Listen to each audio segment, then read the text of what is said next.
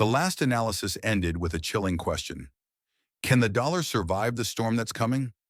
It's the trillion-dollar question hanging over every investment, every retirement plan, every business decision in America today. But what if I told you we're asking the wrong question? What if the storm isn't coming? What if the storm is already here and we've been deliberately distracted from its true nature? What if the fight over rare earths, the panic in Washington, Scott Bessent's failing coalition plan? What if all of that is just a sideshow, a brilliantly orchestrated diversion from the real war, the war to control the global financial system itself? We are fixated on the headlines about tariffs and export controls. Those are the battles. But behind the scenes, a tectonic shift is underway. China is not just weaponizing rare earth minerals, they are weaponizing their entire economic system. And the ultimate goal isn't merely to win a trade dispute. The goal is to rewrite the rules of global money. The goal is de-dollarization. The rare earth conflict is just one front. It's leverage. It's a tool being used to accelerate a much larger, much more ambitious plan. The thesis is this. In this video, I will expose the methodical three-step plan Beijing is executing right now to challenge the dollar's 80-year reign. Step 1, hoard real assets. Step 2, build parallel payment systems. Step 3, launch the ultimate dollar disruptor, the Digital Yuan. Stay with me because once you understand this grand strategy, the rare earth war takes on an entirely new and far more alarming significance. The motive, why the world wants off the dollar standard. But first, why now? Why is the world suddenly receptive to an alternative to the US dollar? Why is there this palpable dollar fatigue? The answer begins right here in Washington, D.C. It starts with America's own staggering mountain of debt. The U.S. national debt now exceeds $37 trillion. That number is no longer just an abstract figure. It's a structural vulnerability. Every time the Federal Reserve prints more money to service this debt, and they are always printing more money, the value of every dollar in your pocket and in the reserves of foreign nations erodes. The inflation you feel at the grocery store isn't an accident. It's partly the consequence of decades of fiscal irresponsibility. Major creditors like China and Japan are watching the value of their vast dollar holdings slowly melt away due to America's own monetary policy. They need an escape hatch. They are actively looking for a lifeboat. The second reason is even more potent, the weaponization of the dollar itself. Washington has increasingly used its control over the global financial system as a tool of foreign policy. Sanctions, asset freezes, payment restrictions. Cutting Russia off from the SWIFT system sent a shockwave through the world. It demonstrated that access to the dollar system is not guaranteed. It's conditional. It depends on staying in Washington's good graces. This sends a chilling message to every other nation. If you step out of line, your dollar assets could be seized overnight. This isn't about right or wrong, it's about risk. This weaponization is accelerating the search for alternatives. Countries, or even traditional U.S. allies, do not want their financial lifelines dependent on the political whims of Washington, D.C. They are seeking financial sovereignty. Finally, it all boils down to an erosion of confidence. The dollar's share of global foreign exchange reserves has steadily declined. According to the latest IMF data cited in the original analysis, it has fallen from around 85% in the 1990s to below 59% today. This isn't a sudden collapse. It's a slow, methodical bleed. Every financial crisis, every round of quantitative easing, every geopolitical conflict where the dollar is used as a weapon, chips away at the trust underpinning the dollar's dominance. The world isn't just wishing for an alternative anymore. They are actively building alternatives, and China is positioning itself to be the architect of the new system. China's three-step master plan. So what is Beijing's plan to capitalize on this growing dollar fatigue? It's not a single dramatic move. It's a patient, methodical, three-pronged strategy executed over years, even decades. A strategy designed to insulate China from the dollar system and eventually offer the world a viable alternative. Step 1. Hoard physical assets. Building the foundation. This is about acquiring things of real, tangible value. Action 1. Systematically reduce U.S. Treasury holdings. China isn't panic selling its U.S. debt. That would trigger a crisis and hurt them too. Instead, as the original video highlighted, they are quietly trimming their positions, letting bonds mature without reinvesting, gently reducing their exposure month after month. The latest U.S. Treasury data confirms this trend accelerated in the third quarter of 2025. Why? They are slowly, deliberately untangling themselves from the dollar system. They no longer want their national wealth held hostage by the currency of a strategic rival, a currency they believe is destined to devalue. Action 2. Aggressively accumulate gold. At the same time they are selling paper assets, they are buying physical gold at an unprecedented rate. The original analysis mentioned converting holdings into gold.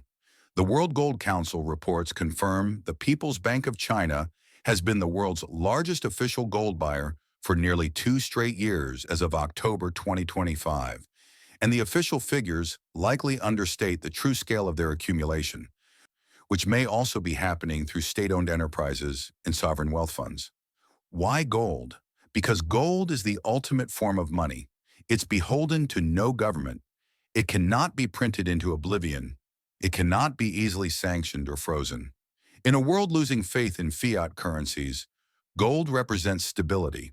China is building a foundation of hard assets, perhaps laying the groundwork for a future currency system with at least partial backing by gold. This addresses the core fear driving de-dollarization. Action 3. Secure strategic commodities globally. This strategy extends far beyond gold. Through its Belt and Road Initiative, China has locked up long-term contracts and direct ownership stakes in critical resources worldwide. Oil and gas from the Middle East and Russia, lithium and copper from South America, cobalt and rare metals from Africa, food supplies from agricultural powerhouses. They understand that the currency of the future won't just be backed by trust, but by access to the physical resources that power the global economy. They are building a diversified portfolio of real assets, insulating themselves from dollar-denominated financial shocks. Step 2. Build parallel systems, constructing the pipes. Hoarding assets is one thing. You also need a way to trade them without using the existing dollar infrastructure. The problem with SWIFT. The current system for international bank messaging, SWIFT, while technically neutral, is effectively dominated by the US and Europe. As Russia discovered, being cut off from SWIFT is a devastating economic blow. China's solution, CIPS. For years, China has been quietly building its own alternative, the Cross-Border Interbank Payment System, or CIPS. The original video mentioned over 130 countries connected. While verifying exact current numbers is difficult, data from the Bank for International Settlements shows CIPS transaction volumes are surging, especially for yuan-denominated energy trades between China, Russia, and the Gulf states. How does it work? CIPS allows banks to clear cross-border yuan payments directly, bypassing the US dollar system and the SWIFT network entirely. For trade involving China, it's often faster, cheaper, and crucially, immune to US sanctions. It's the plumbing for a non-dollar world, and China controls the blueprints. This directly tackles the weaponization of the dollar. The role of BRICS Plus, the expansion of the BRICS group, Brazil, Russia, India, China, South Africa, plus new members, is a critical part of this strategy. The original video mentioned their exploration of alternative settlement mechanisms. While talk of a single BRICS currency might be premature, the real significance, according to recent statements from BRICS summits, lies in their coordinated push to increase trade using their own national currencies. They are actively building the infrastructure, bilateral currency swap lines, connections to CIPS, potential common settlement platforms, to facilitate trade outside the dollar sphere. BRICS Plus is becoming a bloc of nations actively seeking financial independence from Washington, using systems like CIPS as the backbone. Step 3. Launch the alternative, the Digital Yuan, e-CNY. This is the final piece of the puzzle, the potential game changer. In introducing the Digital Yuan, e-CNY, CBDC. China is years ahead of any other major economy in developing and piloting its central bank digital currency, the e-CNY. This is not Bitcoin. This is not a decentralized cryptocurrency. It is a digital version of the national currency, issued and fully controlled by the People's Bank of China. Hundreds of millions of Chinese citizens are already using the e-CNY for domestic transactions via dedicated apps. Why is it a potential dollar killer, bypassing banks and SWIFT? International e-CNY transactions could, theoretically, happen directly between central banks or even commercial entities, potentially bypassing the entire correspondent banking system and SWIFT altogether.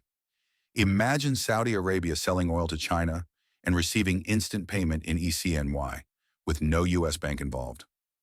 Programmability. The e-CNY is programmable money.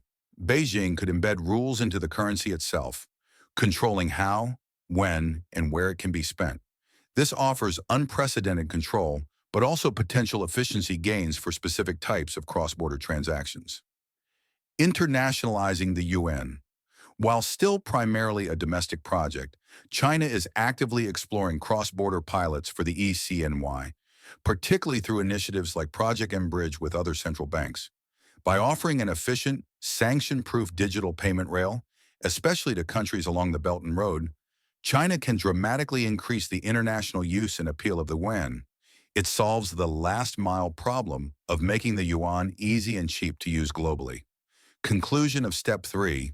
Gold provides the anchor of stability. CIPS and BRICS provide the alternative plumbing. The e-CNY provides the efficient, controllable flow.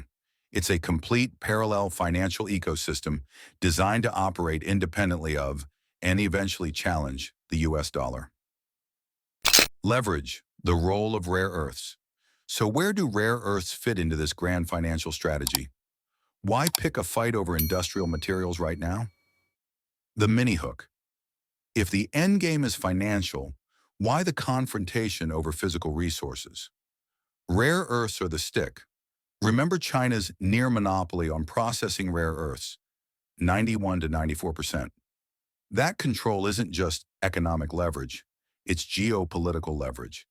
It's the stick used to nudge the world towards China's carrot, the new financial system.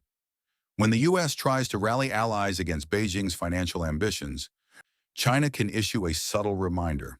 A reminder to Germany, your world-leading EV industry runs on our magnets. Fall in line or face disruption. A reminder to Japan and South Korea. Your entire high-tech economy depends on the steady flow of these materials. Don't risk it. A reminder to the global South. Washington offers sanctions and demands.